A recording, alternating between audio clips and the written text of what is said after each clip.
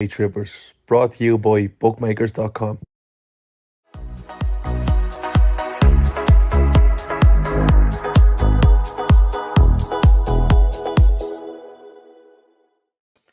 Hello, good evening. Welcome to Full-Time Reds. Forgot where we are then. Sponsored by Bookmakers. It's me, Chris Brack, and it's him, Matt. I'm about as disorganised as Liverpool's midfield today, so let's see how we go. Right, it finished.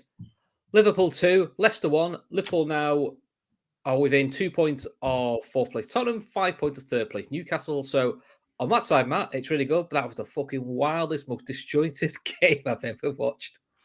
Yeah, it was far from an enjoyable 90 minutes of football to watch. I think fans from both teams will end up saying that. You know, the Leicester fans will probably feel hard done by for no actual logical reason. And we were not great. Not really, no, weren't we? But look, let's start from the beginning. So let's go for the lineup. We saw a few things floating around. There's unchanged sides, and it pretty much only one change came through, which was Fabinho was out for personal reasons. All talk being is it's I think his wife's due to give birth, so understandable. So Elliot came in, so that sub made sense. Would you have, if Fabinho was fit, would you have changed the lineup still? No, I mean, the romantic in you wants to say start Baccetic as the 6 and let Henderson play on the right side of the 3-man midfield, but it's too early for throwing him in like that. You know, he's still a kid. He's getting minutes in the game and in opportunities and at times that he should be getting the minutes. So to throw him in from the start would be a little bit too much. So I think it was the only logical choice was to put Henderson in the 6 and put Harvey Elliott back in. Yeah, I think if Fabinho was fit, I think this might have been the game Henderson would have been rested for. So do I. Getting to do back-to-back, you know, especially, I mean, he ran his bollocks off against Villa. So, and I think the idea would have been you rest Henderson this game because then you want the height of physicality for Brentford because that is going to be unfortunate. So, look, fingers crossed, Fabinho is back for Brentford games as long as there's no complications or delays. So that'll be good for us. But we may need to shuffle it around a little bit. But let's be honest, Liverpool started fucking atrociously. The first 35 minutes was as dire as I've seen Liverpool. Couldn't pass a ball 2 yards. No one picking up runners. It was just. I mean, I've seen a few saying, I'm sorry, Elliott in a midfield 3 is terrible. He causes so many problems than advantages for me. That's Jake's. Elliott wasn't great today. You know, Elliott's had good games in midfield, but I just don't think anyone, probably for the first 35, was good. Not even the keeper for the goal. We've talked about it. Probably should do a bit better. But let's talk about the goal. Guy flicks it past Trent. For me, Van Dijk gets too tight and gets rolled. And then they just dance past Henderson. Thiago, again, is nowhere to be seen. And it's a easy finish. You know, good goal for them. It's pretty piss poor. It's defence. It's midfield. If I'm honest, Robbo could probably do better on the cover. The cover. So, you know, we'll have to see what it's doing. Manus is saying, not finishing fourth playing like this. What does Elliott really do? You will get fourth playing like that because the thing when you do a chase for top 4 or third is they aren't inconsistent every week. Because if you're consistent every week, you'd be in a title race. So it is probably looking to get results, just getting it done, and it's probably looking to win, 3 games in 5. That'll do enough for you. In terms of what does Elliott do, he didn't do a lot today, but in general, I think he's good at finding the half space. He's good at getting between the lines. He actually wins quite a lot of free kicks, and I think I saw up until last couple of games, he's one of Liverpool's highest chance creators. So he does create chances. We're not finishing him off, but at the end of the day, also he's fucking 19. I'll be honest, the 19-year-old's the least of your problems. You know, I think it's some more senior boys that we need to look at. You know, Salah, first half was a ghost. You know, Chamberlain, hindsight's a wonderful thing. Asking Chamberlain to do back-to-back after not starting for, was it a year since he last started a game? Last start in the league at Anfield was February last year. So do you know what I mean? Then to ask him to do back-to-back, it's a bit of an ass that I would say. So, you know, Paul Smith saying we're very suspect to the ball, to one ball over the top. To be honest, a lot of teams are, because you've seen with Liverpool, Liverpool scored a lot of goals, got a lot of counters by pumping the ball long and letting Salah or Darwin run onto it. We literally do it to City all the time. And we almost did it tonight in the second half. Yeah, a lot of teams need to get done by that straight ball, probably because teams don't do it as often as you think they would. So listen, I must admit, I was all going, this is pretty abject. Just get to half time. They get in a couple more times in terms of downside of Robertson, especially left hand side seems to be a bit of a real problem for Liverpool today. But luckily, didn't create too many actual chances where you're thinking, God, Christ, the keeper's getting worked. We managed to just about cut it out. And then, let's be honest, we get the biggest slice of luck you've ever seen. It's the most comical own goal I've ever seen.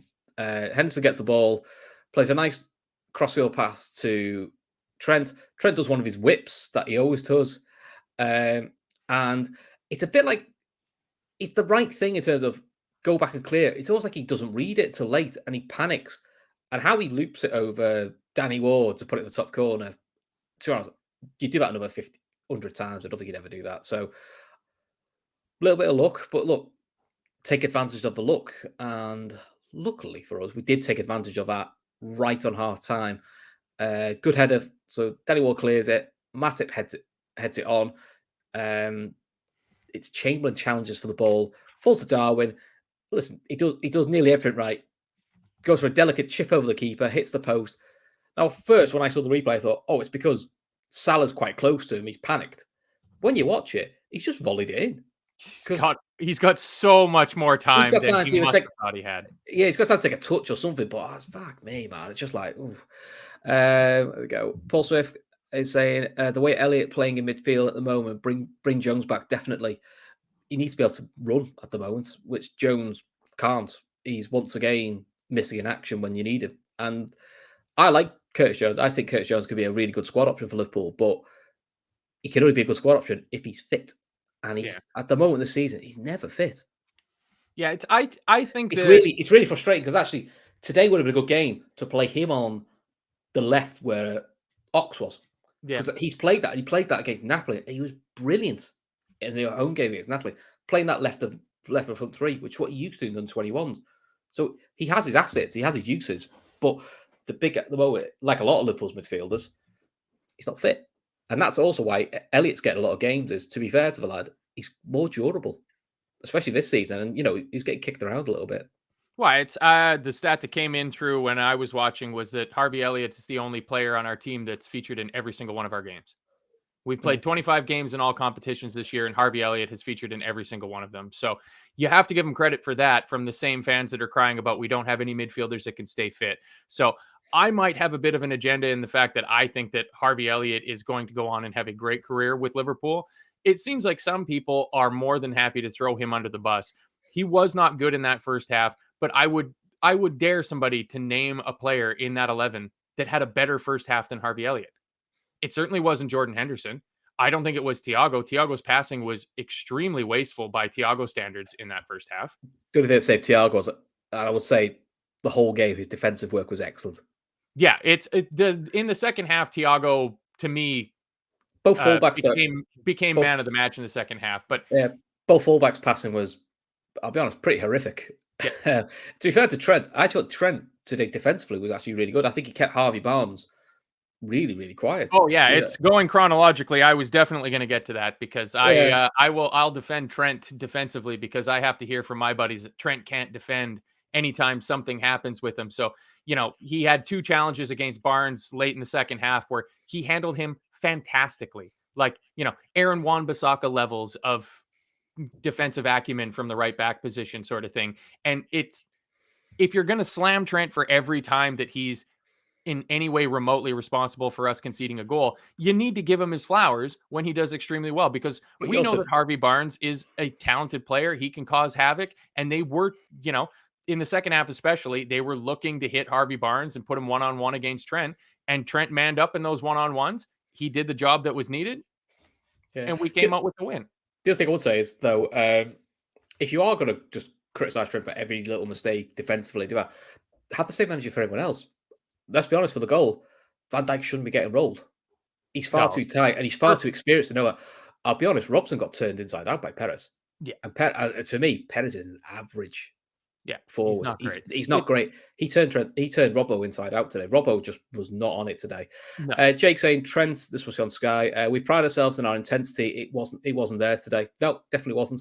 Nope. No, not at all. I mean, going back to their goal, I mean, if you look at that, if you're a Jordan Henderson hater, you are clipping that up and, throwing that into your Twitter timeline because he was so slow in reacting to it. And yeah, Robertson, I thought he could do better getting across, but it's a lot of distance for him to cover. And like, done it before though. Yeah, but I mean, I don't think that goal's just a Henderson issue. I think that's a collective. Yeah, 4 or 5. Henderson can stop it. Van Dijk can stop it. Robbo controls it. Thiago can stop it. Look at Virgil's position of where he is when that ball gets played around him. Like, he's so far forward and so far to the right that it's just leaving acres and acres of space in behind us. And I mean, somebody had said it earlier of like, we keep having these slow starts and conceding the first goal, and it's going to kill us if we don't get it corrected eventually. Now, thankfully, which we didn't do versus Villa, ironically. We actually started really quick, and that actually helped us out. Now, I do think started quick too.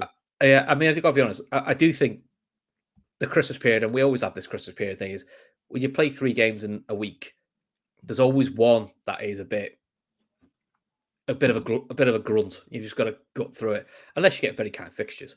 Yeah. Jake again putting us some more quotes from Trent. In the first half, we lacked intensity, which is true. I wouldn't say we got bullied, but they beat us to all the second balls, which is fair. They did.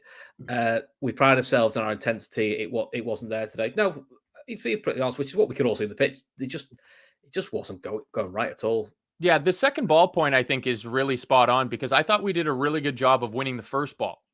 I thought Matip and Virgil did a really good job anytime the ball came over the top of winning that first ball, that aerial header. And then we didn't win a single second ball, it seemed like, in midfield. Like their midfield definitely won that battle against ours in the first half. Yeah, we just looked completely abject and totally slow. And I, for one, I was blown away that there wasn't a change made at halftime. Be honest, there aren't many options to make a change at the moment. No. which is Naby Lad. Oh, we'll get to him. But yeah, so I mean, ironically, the 2 times we actually do win a header or do win a second ball, it leads to the 2 goals. Yeah. So it's what let's talk about Darwin for a bit. Fuck me, that lad had an eventful night again. Yeah. It's so frustrating, and it sounds daft because he's a forward, like, but it's like he does everything but score. He's involved in everything, but. Well, not so much tonight. At halftime, a stat came up on my feed that he had 9 touches in the first half.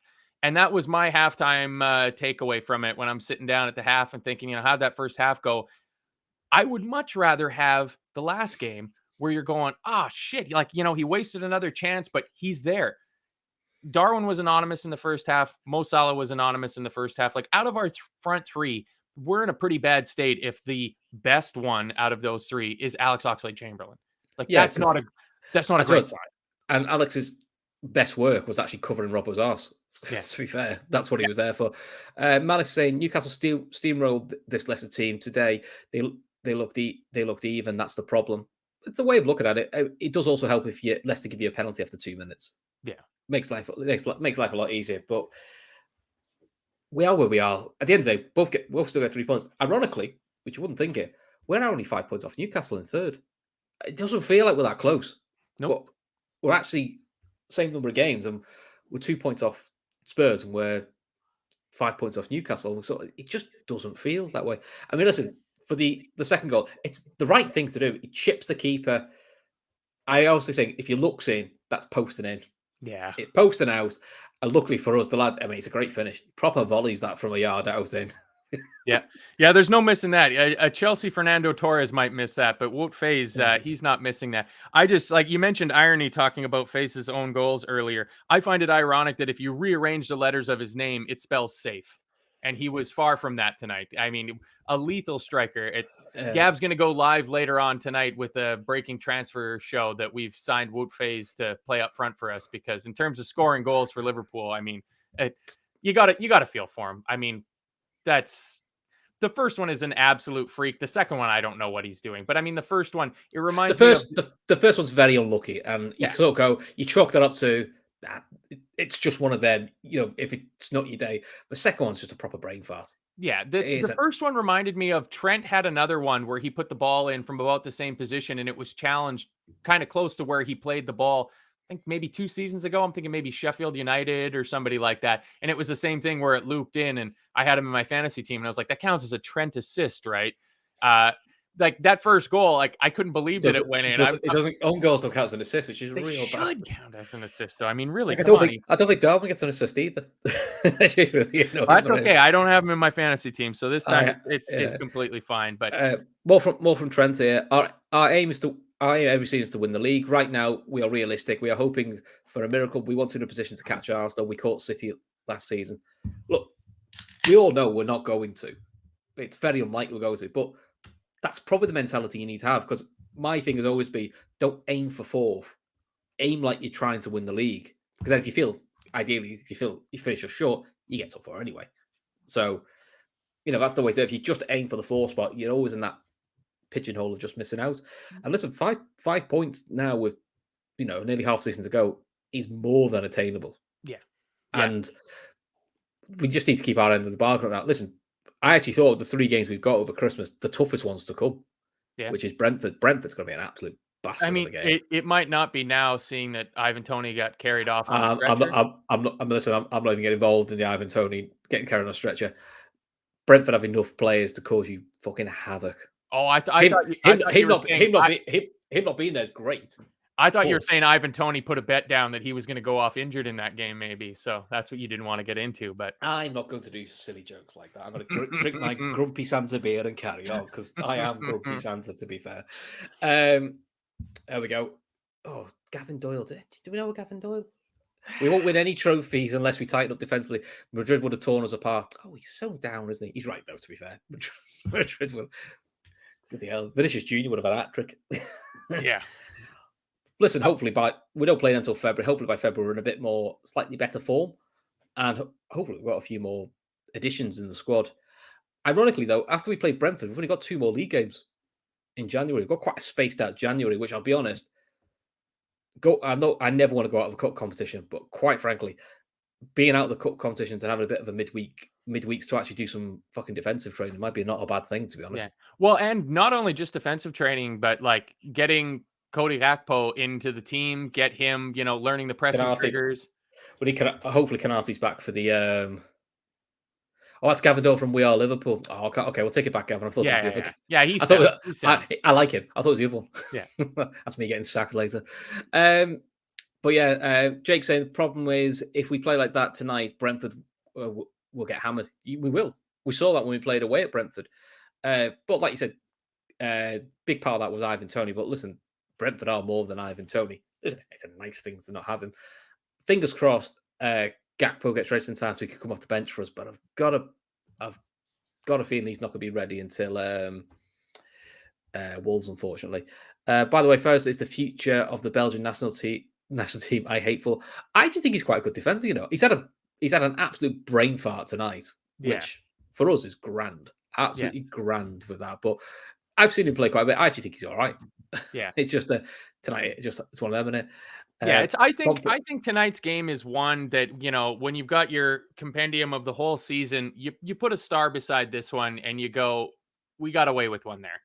Like, that's the thing. I don't think Leicester deserved to win. I think a draw might have been about the correct result. I think we deserve to go in at halftime 1-1. Yeah. And then you see what happens. Because if we go, let's talk about the second half. But before we go to the second half, don't forget to look at our sponsor, bookmakers.com. Details about them in the description below. They're a bookmaker. They give you ideas of who's the best person, for a bet. If you want, which is the best site to go on. If you bet, if you don't bet, it's not for you. It's probably not for you. But if you don't bet, I would still look at their website because it's got loads of great stats. Me and Matt have used it a few times for the Friday show. Is just for clubs we don't follow heavily, like Brentford. We don't follow Brentford heavily. Who is the likely lineup? Who is injured? What's their run for the last 10 games? Gives you a bit of a feel for, oh, Christ, they're in quite good form. Listen, it shocked me before Leicester played Newcastle. They were second in the form guide. They fell off a chair. Didn't realize they were in that good form. Before they played Newcastle, they were second in the form guide. Yeah. You wouldn't have thought that, because they've got off the Yeah. ball since then. But it's those things where you go like, oh, they're shit, and then you realize, oh no, they're not. They're going pretty good. Yeah, I'm not a gambling man myself, but I mean, if you're going to put your money on the line, you may as well get the best odds possible, and that's what bookmakers.com is there for. And they also have a YouTube channel which we've done a couple of things on before, and it's not about betting as such. It's more about getting fans of this channel. I think Gavin and lads did it for your favorite player. Gav, Keith, and Shawnee ranked their Liverpool managers is what they did on it, and that was a fantastic show. So it's that was quite interesting. Jake saying Chris, I'd start Gakpo against Brentford if he's available. The problem is I don't think he's available, and Klopp hinted to it. And to be fair, our friends across Stanley Park, Everton got done with this because it's a bank holiday on the 1st. The FA is not always open, which means they won't be available to register it until the 3rd. Despite the fact somebody said in the chat. Somebody said in the chat that the guys at the office are going to be working over the weekend because they know that teams want to get players registered and stuff like that. So they didn't do that for August bank holiday, because I remember the Everton had Mope signed on the Friday and they had the game Sunday, and he wasn't allowed to play till Tuesday because nobody's in because bank holiday, which is laughable. Do you know what I mean? It's laughable. It's like it's the busiest time for admin. So listen, if he's available, I can't see him starting. I just don't think you'll throw him in Brentford away. But I'd like to have him off the bench. With 20 minutes to go, you throw in a 6'4" Dutch international winger on. It's not a bad option, is it? Well, if you look at our bench today, you can pretty easily say I can pretty easily say I would rather have Cody Gakpo on the bench than Bobby Clark or even Ben Doak, because Gakpo is going to get starts in the near future. Ben Doak is a project for the future, and it's great that he's with the first team and he's on the bench and he's coming on in games and he's getting minutes and things like that. So Bobby Clark you take out because Fabinho in theory will be back. So there's that spot gone. But Cody Gakpo he's going to be a starter for this team. So he's not going to start against Brentford. If we look at the squad, we'll come back to the game while we're on this tangent of the squad. We should have Bobby Firmino back. We should have Roberto Firmino back. So that's already 2 more options. I'll probably say Fabinho starts. Yes. Bobby's on the bench. Robbo hopefully is okay. He didn't look particularly happy when he went off. Elliot didn't look particularly happy. He was quite heavily punching the ground when he got caught, which it looked quite an innocuous challenge really. So hopefully it's more of an impact one. I can't see Henson doing 3 games back to back. But I thought this would be the game he'd miss out on if Fabinho wasn't missing, because I think we've got to go for our most physical side. Kanate, as good as Matip did fine tonight, and he did. Kanate walks back in to the next game. You need his pace, but you need his physicality. Yeah, we need that dominance in the middle next to Virgil, I would say. Yeah, Kev Paul saying Thiago won't be able to start again. He can do it. I think Thiago will start, and then what I'll say is, I don't think you won't see Thiago for the FA Cup. No, definitely not. I think there's going to be some wholesale changes for the FA Cup. You're going to see Baccetic will get a start in the FA Cup. I wouldn't be shocked if Ben Doak or Bobby Clark, players like that, get starts in the FA Cup, just simply for squad rotation issues. If they push some players to play that 3 games in a week, basically, it's hard to, man. Yeah. Kanate might not have to deal with Ivan Toney, but I mean, I think somebody said it in the Telegram during the game of, does Kanate come back in? I'm of the belief that it's Kanate's shirt to lose at this point. Yeah, I think the only reason he didn't start today is because Matip, to be fair to Matip, he did fine against Villa. Didn't do anything wrong. And he's probably thought, can I get away with giving Kanate an extra couple of weeks? Yep. Sharpness training, get it out of his feet, and then go back. Kev Paul saying Thiago, 4 games in a row, can't see it. The year we finished 3rd with the running, it was either 10 or 11 straight games. Once he's fit, he's a bit of a metronome, really. So I just think he'll start Brentford, and once Brentford's done, I think then he won't start Wolves. He might even be in the squad, to be honest, for Wolves. So let's talk about second half. Jesus wept. So second half. Do we have to? Yeah, we do, because the second half was frustrating for all manner of different reasons. So first minute, it's a bit of a ping pong, end-to-end stuff again. Harvey Barnes has a chance where rare time he gets past Trent, but it's a wild cross that's flipping miles over. And then the only other chance Leicester the only two chances Leicester really had was Dewsbury Hall, who scored the first goal, runs off Elliott and runs between Trent and He Matip, should do much better. And it's a poor header. Yes. Outside of that, the only other chance they really had was probably in the last 10 minutes where Tsimikas does not follow Iheanacho. Iheanacho plays a crossing and Matip cuts it out. Probably Alisson should give him a shout because he could pick it up. But that was it in terms of their chances. Liverpool, while not having any sort of great control in the game, and it was a bit of a dogfight in midfield, it didn't need to be. Fuck me, he missed loads. Salah should have scored 2. Bless him, Nunes can hit everything but between the nets at the moment. And I think you saw that right near, probably in the middle of second half, where he fronts up the defender, and you think, well, go do what you always do, which is jink it to one side, knit it. And he plays a suicide square ball to Salah, who just about gets a shot off. But you're going, that's probably the first time you've sort of gone, that's a bit of confidence that's really got to him. Yeah, that seemed like him, questioning himself, because it's on his right foot. He was in the right side of the penalty area. Like, just go for it and just drive one, because that Salah's steaming up to catch up with the play. Maybe Danny Ward spills the ball and it pops back out to Salah. There was one though at 52 minutes. He played an amazing pass to Mo Salah. Just absolutely split them wide open. And I for myself was like, that's a goal. You see that pass go through. You see Mo run through past the defense. It was like, this is it. It was the reverse of the Villa game. Yeah, where Mo puts it into Nunes and he puts it just wide. Bonk is right. Harvey, he did hit the bar, but he's comfortably offside. It's actually a good defensive line, which is why I don't include it, because it's offside. What happens after that?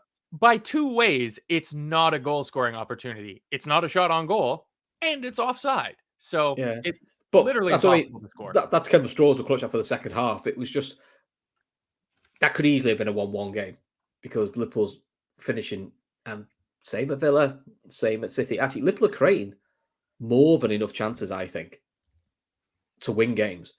But just really, really not clinical. Yeah, and it's been a criticism we've had of Liverpool for probably the last 6 months, I would say, is they've really got to be a bit more clinical. And it's not all Darwin Nunes. Mo's, I think the stat came up, big chances missed so far this season. I don't know how they measure that for a big chance, but Nunes had 15 missed chances, big chances missed. Salah had 12. They're the top 2 in the league for missed chances. That's 27, potential goals that our 2 main strikers have gifted away. So that is a bit like, fucking hell, that's a bit of a problem. John Soto said, hey guys, what's wrong with Calvin Ramsey? Is he injured or done something wrong? Generally don't know. Yeah.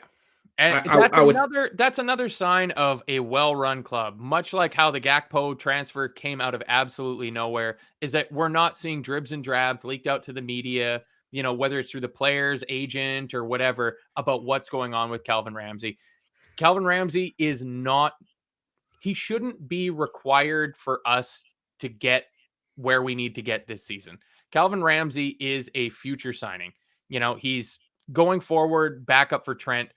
If we need Calvin Ramsey in a January game against Leicester, we're in an even worse situation than we thought we were in. I think at the moment he's going for seniority, which is Tsimikas. And as much as he pisses everybody off in the chat, he will always pick Joe Gomez because he covers 2 spots. Exactly. Especially with James Milner not being available, because James Milner is always in the squad because he can cover 3 spots. Yeah. James Milner can probably cover all 11 spots. Exactly. And that's what honest. And Klopp has been on record a few times as saying he likes players who can cover multiple spots. So, but if Robertson's injured, Tsimikas will be on the bench. I would imagine Robertson will come in. Yeah. Milner's the other one. He may be on the bench as an option, which would be handy. So, Jake's got some more quotes here from Trent. Part of me thinks there's a lot of spotlight on my defensive game this season, partly because of the World Cup and partly because of myself at times this season. I try to work. Yeah, look, he always knows he's just got... I think Trent's just realised now, everyone's got to say I can't defend, so why should I care? Or why should I listen? As long as Klopp and the management team are happy with what I'm doing. That's the main thing. But take the very end of that, the last line of that, I try to work. That was the thing in the first part of the season that was, to me, frustrating, and I know to a lot of other people was very frustrating. Yeah, he didn't look like he'd run. No, he didn't look like he gave 2 shits about getting back, and that was not the case tonight. There were multiple times where you could see Trent, and it's especially helpful. You can see how quick he's moving because his hair bounces all over the place, that he was busting his ass to get back and defend. So, I mean, 73rd minute, one-on-one with Harvey Barnes, handled it no problem. Then he gave the ball away, but that's not the point. 2 minutes later, one-on-one with Barnes. Outside of Thiago, who didn't give the ball away today? Yeah. Well, I mean, even Thiago played some absolutely horrible passes in the first half and gave the ball away a pile. But I mean, I in terms of like, my wife asked me at about 55 minutes after she got home, she's like, well, who's our man of the match so far? And it was like, Wout Faes. Like, there's no other answer than Wout Faes at 55 minutes into this game. Yeah, like, we'll get people's man of the matches in a bit. Sky gave it to Trent. I'd have given it to Thiago. Trent would have been a close second. Those are the only two options. But I'll be honest, outside that, you go in, well, Ludia's tried hard, ran his bollocks off, got involved, especially in the second half, but he's got to be more. If he's hitting the target with most of those shots, I don't think it was as arsed. Because then you go, well, you're working the keeper. But that's the problem. As Oshin puts here, Núñez 15 big chances missed, and Salah 12 big chances missed. Most in the league, not concerning, but worrying at the same time. I'm more worried if we weren't the season when we had no centre backs and we somehow finished third. We were barely creating a thing, and we were conceding loads of goals, which is really. We seem to have gone back to probably early day Klopp, where we'll create shed loads. You probably will concede quite a few. Yeah. So I'm less worried regarding that, because if we stop creating chances, then you get really worried then. Yeah, and it's like I said with my first half take on Darwin was, I would much rather him be missing big chances than being completely anonymous in the game. Than hiding, yeah. Yeah, and that's what we were saying, when we were in our defense of Darwin in games past, of like, at least he's getting into those opportunities. At least he's putting himself back out there again, and he's not hiding out of the game. Like, he's not completely disappearing like, Andy Carroll or Christian Benteke or somebody like that would, where you go through a whole game and you don't see them at all. And I thought Darwin got better in the second half. I thought the whole team improved in the second half in terms of us. It's just we were at such a low level in the first half that even with the improvements in the second half, we were still a bit shit. Okay. Bit of breaking James Pearce news. It's not transfers. Before anyone gets excited, it's not transfers. Here we go. Andy Robson has been handed an NBA in the New Year's Eve honours list, rewarded for his services to football, charity, and young people. So there you go. There you go. Well done, Andy Robertson. Good work, Andy. So I realized when I said breaking news, I had to quickly go, relax, it's not a transfer, before everyone gets excited. Some more breaking news. We have now hit the 100 likes, and the Reclaimer LPL is extremely happy with that. We got 184 in here watching. So if you guys can hit the like button, hit the subscribe button, share it around to any of your friends that you have that might be Liverpool fans.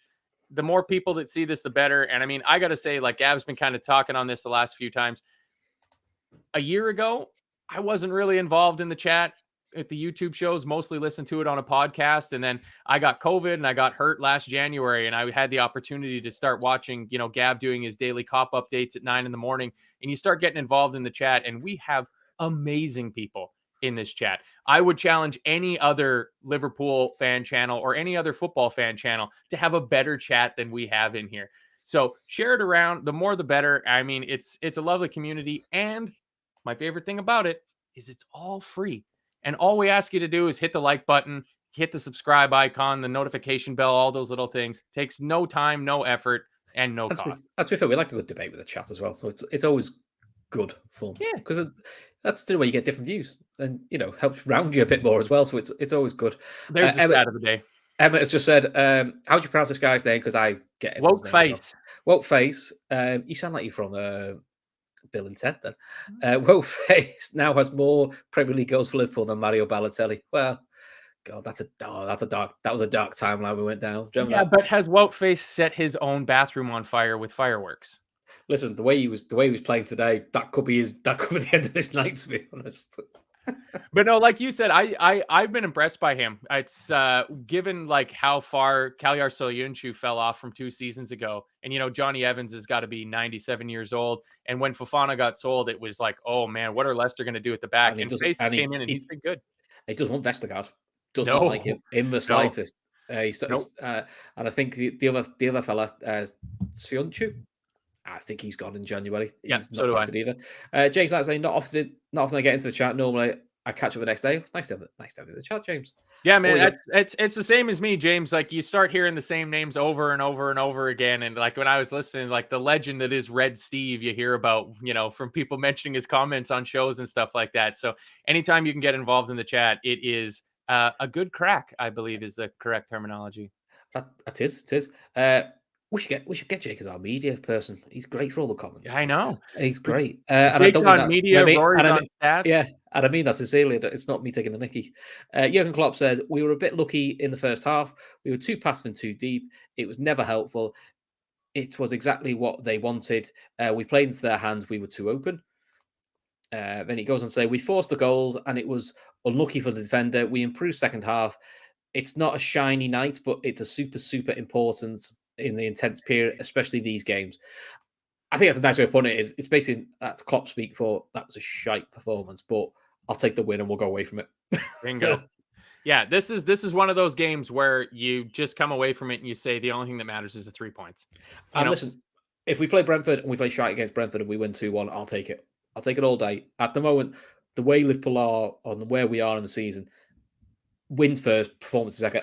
You'd like more control. You'd like games where you don't always feel an edge and you've got a bit more stuff around it. But listen, I'll take it for the moment because, quite frankly, we've had too many shocking performances. Well, and I mean, if you think back to at the end of the World Cup before the proper football got started back up again, you looked at our first 3 games back. You went Villa, Leicester, Brentford. Okay, like you need probably at least 7 points out of those games to stay in the race. 9 would be helpful. And you thought and you thought out of the 3 of them, Brentford's the one it's going to be a challenge. Yeah, but I mean, we've won 4 straight league games. We're starting to get into a decent run of form. We're going to have some players coming back. We got, Hackbo's coming into the team. And it should be all right. Yeah, just hopefully it'd be nice we get a midfielder in early. Because my gut feeling is if we're going to get one in, it's going to be in the first week or so. Otherwise, I don't see a deadline day transfer nonsense. Does Arthur Mello have a brother? Yeah, they do. Yeah, he's injured as well.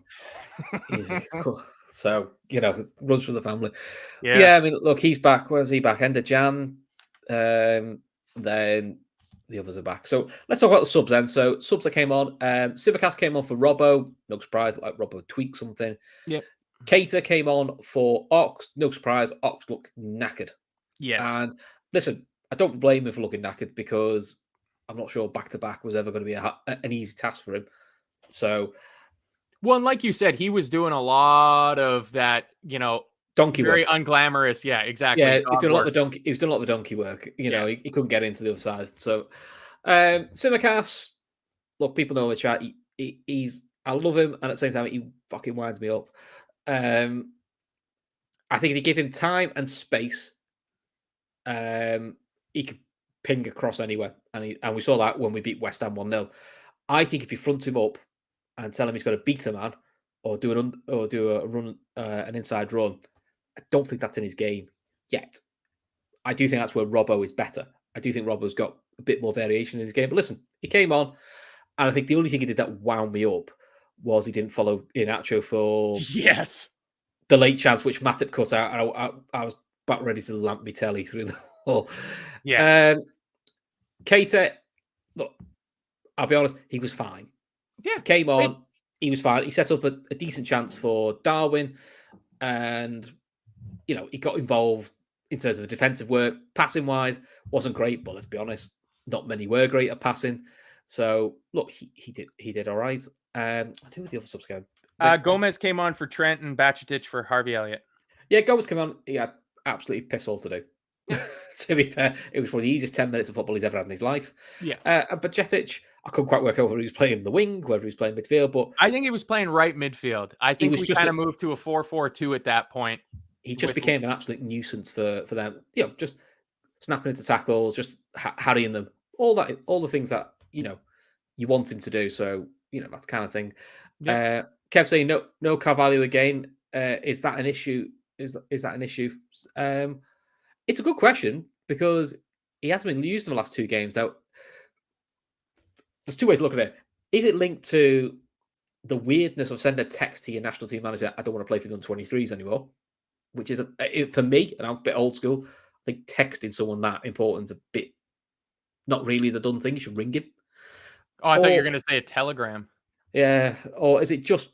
I don't know. Is it just not fancied at the moment, physically wise? You know, physically. Now you're saying, Chris, have you seen Klopp's comments about funds? I've absolutely not seen anything. So if there's anything about funds, we're broke. We're broke. Yeah, again, let's talk about this narrative that we're broke. This narrative that we're broke, I've never yet heard Liverpool come out and say it. It's certain newspapers that seem to imply this. And I'm not fully buying it, to be honest. Robert McGuire saying, Klopp seems very relaxed when transfers are mentioned. I hope that means one more is coming in. One more player is coming in. Yeah, I hope so. I normally think when transfers aren't happening, he gets a bit pissed off when people ask him. And he gets quite defensive and quite tetchy. In fact, he's quite relaxed. Hopefully, because they're working on someone in the background. Maybe it's the lad from Brighton. What's his name? Moises Caicedo. That's the one. That would be nice. John was saying the comments about funds are a big nothing, but fans will use it for a moan. Of course they will.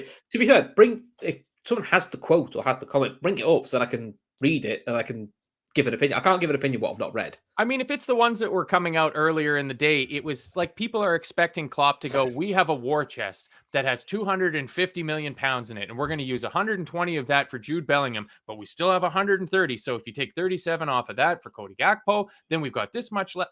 Do you think the manager is going to do a detailed line-by-line accounting of our transfer business at a press conference? It's madness. I mean, listen, pre-Van Dijk, we all knew in the summer, probably March, who Liverpool were looking for at the summer. You knew the 5 main signings. Yeah. That stopped a long time ago, so you don't know. It's a poor way of doing business. That's why it got stopped. Yeah, Roy Fitzgerald, fouls. My main concern in the second half was we never tried to stop their attacks in their half with fouls. Sneaky fouls like City do. Gomez and Bajcetic did a bit better when they came on. Yeah, it's a fair point. There was one I noticed, Rory, that I can't remember who played the ball out from the back, but Darwin was a little late getting back onside, and he knew he was offside, so he let the ball go, and it restarted a Leicester counterattack immediately, and I was screaming at my TV, just take the offside. Just touch the ball, kick the ball to Danny Ward, take the offside, let us reset. And it's one of those things that comes with experience that eventually you'd think that a cannier player would just go, to hell with it. Like, I know I'm offside, but I'll take the offside. Let us get set, get back into our shape, because we've got a 1-goal lead to defend.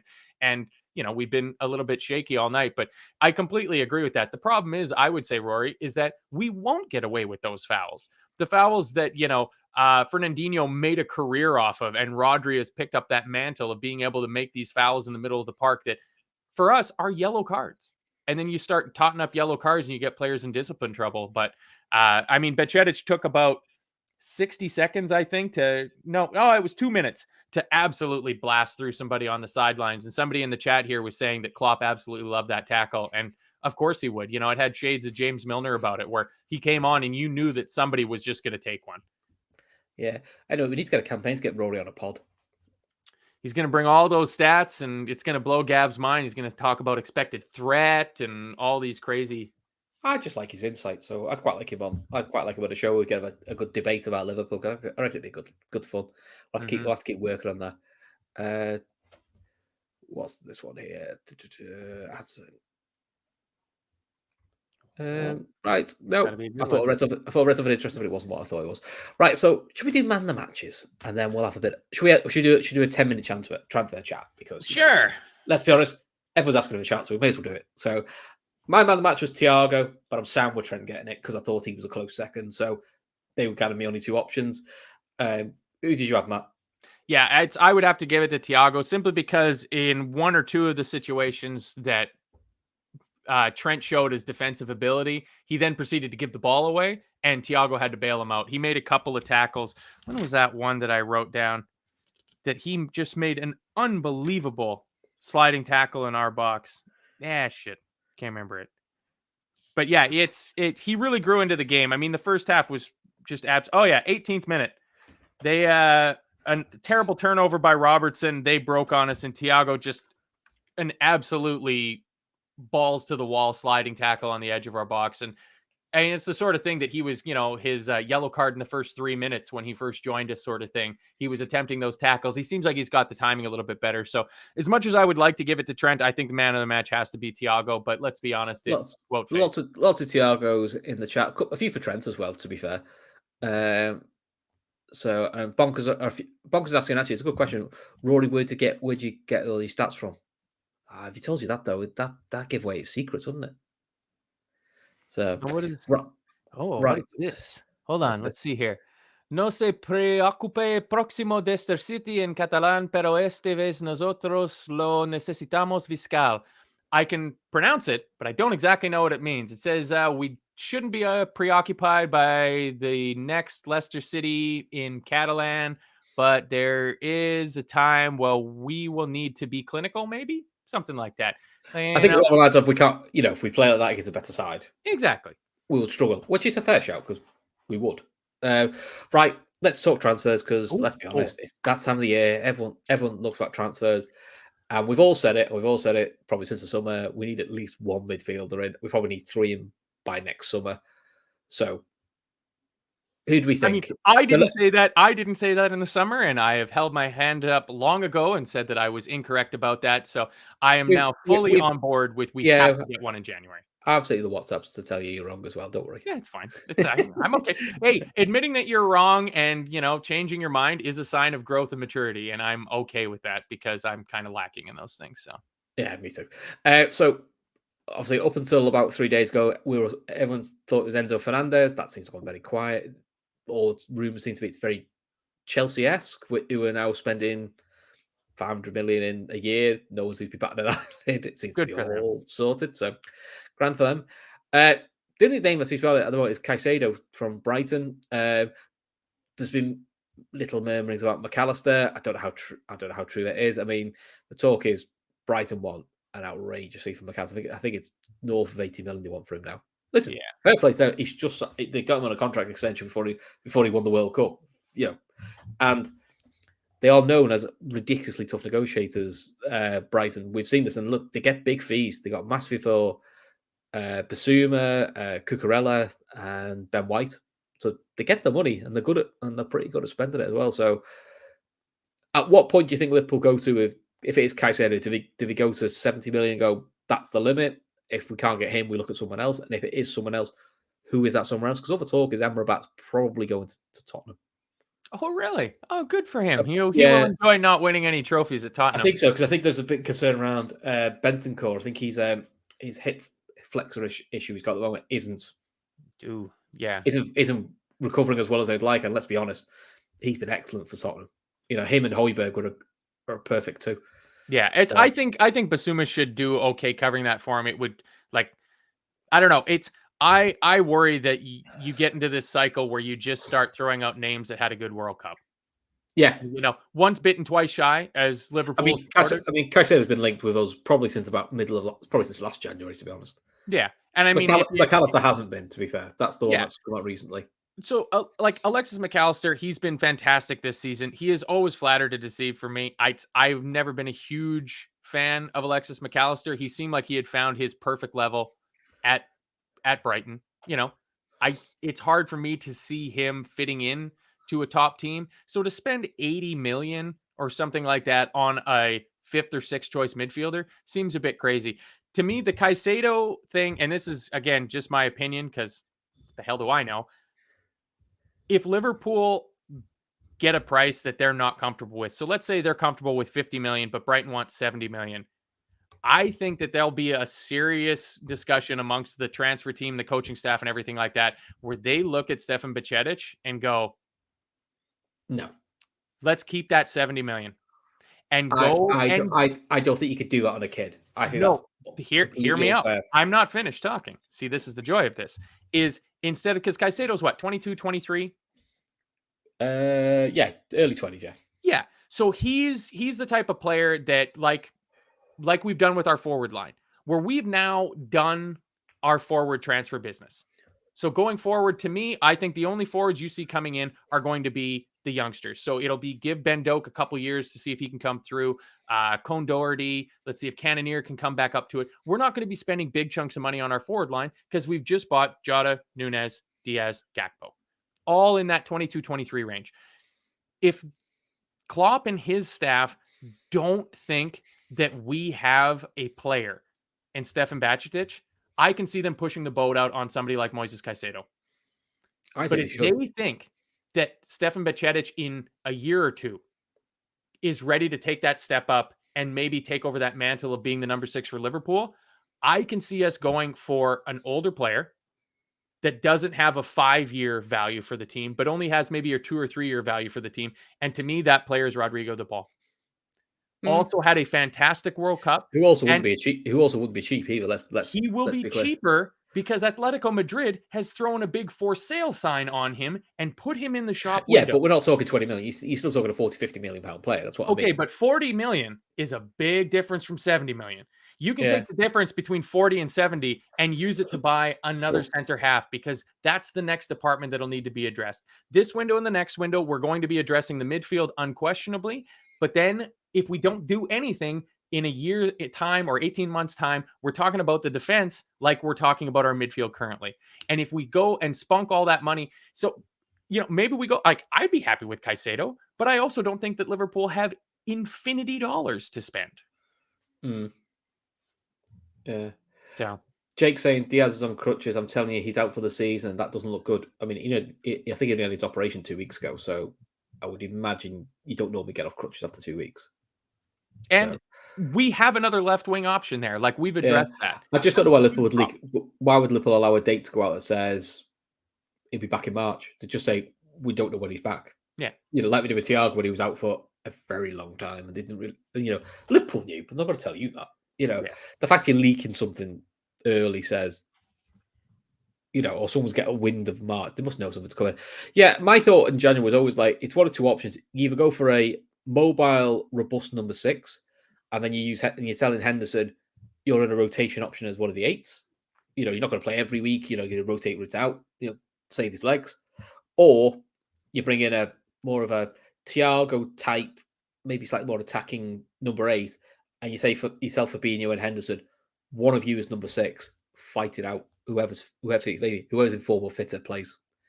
That way, then you're saving the legs of them. It's one or the other. I'm saying Caicedo because it just seems to be the name that everyone's talking about, and when a name's around long enough, you sort of think there's generally something in it. Except how close it is. The fact that Cody Gakpo has proven that's kind of not how we do our business. Not always, but there are certain names. Like Diaz, although he came out the blue, the name was sort of in the realms of knowledge for a good 6 to 12 months. People piss off. Nobody had ever fucking thought Luis Diaz was coming to Liverpool. Give me a break. That was a bolt out of the blue, much like Cody Gakpo. No, he was talked about. Most people thought for the summer, but he was talked about as a player that Liverpool looked at, and we thought as a player Liverpool might go for. There was a couple of wing options there, so it was how quickly they did it, which people didn't see.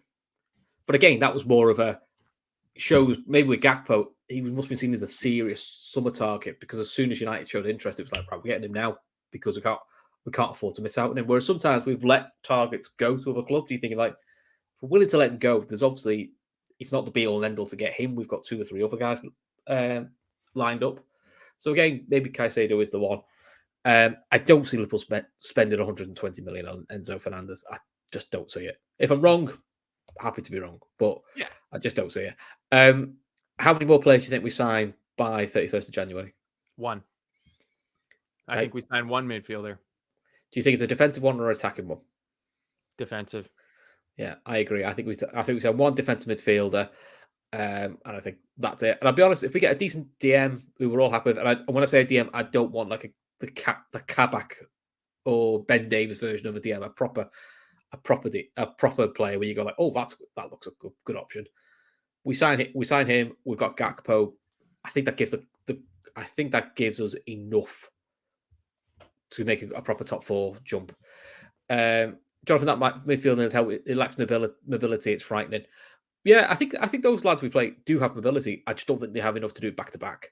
Yeah. And I think that's where we need the options to rotate them. And at the moment, the rotation options we've got, which are Keita, Elliott, Jones, of those three, only one's ever fit. Yeah. Regularly. The other two are great options when they're fit, but the problem is it's always when they're fit. Real Talk Football saying we need a number 6 with legs. We can't pick up second balls anymore. Yeah, I think that's pretty fair. I wouldn't be blown away if once like Diogo Jota coming back, Firmino coming back, Gakpo getting brought back online, whenever Luis Diaz gets off his crutches and back up and running again, I could see us going with 2 sitting sixes again and throwing 4 attackers. We keep talking about this. If very rarely, even when we were doing the run for all the trophies last summer, when he had like 6 or 7 proper attacking options, we still always did the front 3. We sometimes ended games with 4 or 5 up front because we're normally chasing the games with 1-0 down. But we had our midfielders were fit last season. You know, Thiago stayed fit. Post January, yeah. Pre-January. Like in that run-in when we were pushing for that quadruple, everybody was staying fit miraculously. You know, Thiago especially was there and available. And like you said, like playing 10 games in a row on the trot sort of thing. If that's not going to be the case, like I'm just worried that the club, and I don't think they will, because the club doesn't seem to overreact to things, whereas the fans, we are very happy to overreact to things. I don't want to see the club overreact in January and bring 2-3 midfielders in and possibly scupper the chance of getting Jude Bellingham. No, I think that, let's be honest, I'd like to think the club don't think this. Even if they've got Jude Bellingham as a lock for next year, and they've got the money set aside for Jude, it's a lock for next year. As great as Jude Bellingham is, and he's an excellent player, he doesn't solve all of Liverpool's problems. You still need more than a Jude Bellingham in that midfield. You do need a more mobile number 6 to give Fabinho a break and also a bit of competition. And you probably do need another 8 to replace Henderson's legs, and Henderson becomes the new Milner. Which, I think the Henderson shout is correct. It's, to me at least, Fabinho's issues this year hasn't been his legs. It's just been like his head hasn't been screwed on right. And in the last game against Villa, I thought Fabinho looked back to his old Fabinho self. And because you should be able to expect another year or 2 out of this. Like, I don't know. It just seems like too many people see the player's age starts with a 3 and they're done. They're done. They've hit 30 and they're absolutely finished. These aren't Hollywood actresses. There is a career post 30 years old for footballers, especially in this day and age. So I'm not willing to write Fabinho off yet. I think Fabinho still has years to go if he can get his head screwed back on straight. Mm. He also might be the one I wouldn't surprise who left in the summer. Oof, there's a shout. If you look at the value, it's probably the most valuable asset we've got that we could probably find replacements for. Not that I want him to go, but if he says to me one of the Liverpool senior players is going to go, he's probably the one I would think will go. The most valuable asset that Liverpool has is Alisson Becker. No, that we'd be willing to sell. I mean, Alisson, Van Dijk, Salah, they're more valuable. They ain't going anywhere unless they push us. I don't think you'd get as much in a transfer for Van Dijk or Salah as you would for Alisson Becker because of the longevity that a keeper has. Yeah. You know, if somebody offered you 200 million for Alisson, would you take it? What's that, sorry? If Bayern Munich came in and offered 200 million for Alisson. No, you wouldn't like to. I mean, then again, Keller will get a few more games, so you know. Our Irish fans would love that. I'll be honest, that's probably the bigger elephant in the room we've got to sort out in the summer as well as the midfielders. If Keller really wants to go and play regular first field, listen, I don't blame him because he's more than good enough. Yeah, especially when you look at some of the trash that hold number 1 positions for some of the teams around the league. Yeah, so he's more than good enough to go and get a really good career for him at a really high-level club as a number 1 goalkeeper. But you don't. There's a popular one. Let's sell one of our very few homegrown players and replace him with a non-homegrown player. This is something Stephen Byrne, I don't mean to just call you out on this. Many people are saying this of, we need to get rid of Joe Gomez. We're going to get rid of Chamberlain, Milner, Henderson's done. I don't know where our homegrown quota comes from. We're not just going to register 17 foreign players for a season. Yeah, that's what I mean. So, and I think if you have less than 7 homegrown players, it limits how many non-homegrown you can have as well. I think it reduces your squad to 23 or 22. So I think the squad is 25. You have to have 7 homegrown or 8 homegrown and the rest not. So it's fine to go into and we had this in the Telegram chat about Jude Bellingham, that he doesn't qualify as homegrown, but he's going to play. So if you have to He go doesn't in, qualify. He doesn't qualify because he's under 21. yeah, so you don't have to register. You don't have to register him. You don't have to register him. So I mean, to you be can fair, go in with 24, but he's going to play. If Curtis Jones is still here next summer, this will be the first summer we have to register him. Yeah, because he hasn't had to be registered for all the other times because he's only turned 21 this year. Yeah, and like I understand, like Stephen, like people having concerns about Joe Gomez, and I can kind of understand that. I thought he would kick on this year, and he really hasn't. He's done a job. He's been good. He's had some absolute howlers. But he's a fourth choice squad option who's very good at covering right back.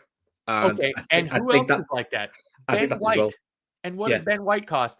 $50 million. Mm. So do you want to have to go out and buy a new Ben White for $50 million that handcuffs you in transfers in the midfield that we need to address? Or do you just keep going with the guy who got a new long-term contract? Joe Gomez is going nowhere. John was saying Bellingham doesn't count as homegrown. Question mark. He's English. A couple things on the homegrown thing is homegrown doesn't mean you have to be English. You have to have been in a English academy system for 3 years before the age of 21, and you don't have to register a homegrown player until they turn 21. So if Liverpool sign Bellingham, he's 19. So if we sign him, he is homegrown, but we don't have to register him as in the squad numbers because he doesn't turn 21 yet. That's what we mean. I forgot he was 19, to be honest. I was like, oh, there's a homegrown player source. And I went, oh shit, no, he's not. Yeah, but this is something I said in the Telegram the other day. I know what you mean. Keep thinking about it that you have to have a minimum number of homegrown players, but it's actually the opposite. You can have a maximum number of non-homegrown players, which is 17, I think, isn't it? It's either 17 or 18. It's 8 or 7 homegrown, quote unquote, that you need out of a 25-man squad. So if you've only got that 17 or 18 non-homegrown players, and the rest of your homegrown are Fabio Carvalho, Harvey Elliott, Jude Bellingham, that fall under that 21 age category. Yeah, you only register 21 or 22, but you still have a full squad. Yeah, but the other reason, the other question, John Dory, he didn't know about. To be honest, the age one threw me. I completely forgot that as well. Is you also have to, for Champions League, have so many players that are your own academy homegrown. So like Henderson and Milner are homegrown, but they were at other academies when they did that. So that's why Trent's so crucial for you, or a Tyler Morton, or Curtis Jones. Curtis Jones is because they came out of our academy. You have to have somebody. It's like Elliott. We actually first year had to register him as a non-homegrown player because technically under Champions League rules, he hadn't been in academy systems long enough to be counted. It's bizarre. When you get to the whole homegrown, it's A, very boring, and B, oh my God, it's just like it's a bit of a minefield. But listen, yeah, it's a bit of legalese almost, where you need to have a doctorate or something like that to understand what the hell is going on. All I know is that the Liverpool employ people to take care of these things. So if we've thought about it, they've definitely thought about it. Yeah, hold on, I'm through. Reclaim was saying Carvalho might be swapping to English.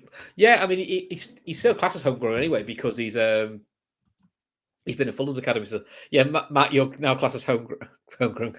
I will take that every day of the week. Thank you very much, Kieran. I've never seen you smile so much.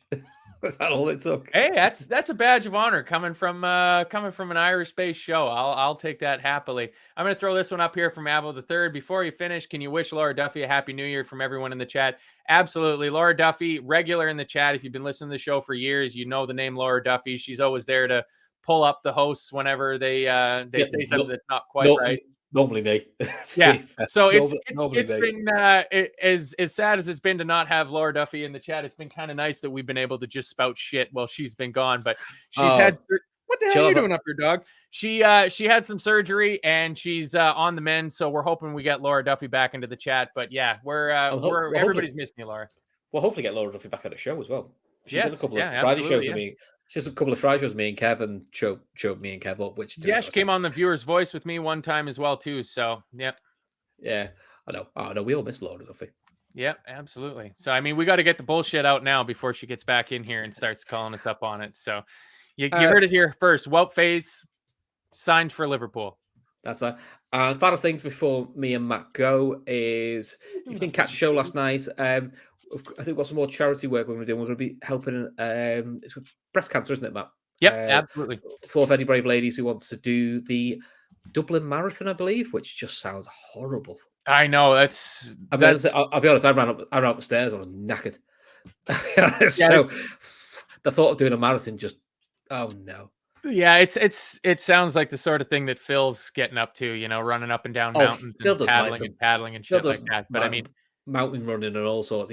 yeah, I mean, Phil's doing it, I think, to show off. So these ladies are doing it for a very, very good cause of raising money for breast cancer awareness. And Gav had a pretty good little talk on it there on the show the other night. That so keep your eyes peeled. I would challenge anybody to go 1 or 2 degrees in their family and friends group and not find somebody that's been affected by breast cancer. So this is something that hits close to home for absolutely everybody. I know it does with me and my family. So yeah, I mean, I'm not the one who's had breast cancer, but unfortunately, cancer's touched my family far more times than I would fucking care to imagine. But the big thing also is, and we'll talk about it more when we get more details. But the things with all cancers is it's not just the person it affects, which is bad enough, and the treatments and the mental challenges it can cause you. It's the wider context you have to think of. Will I keep my job? How do I pay the bills? How do I tell the kids? What do I plan to do if it's not good news?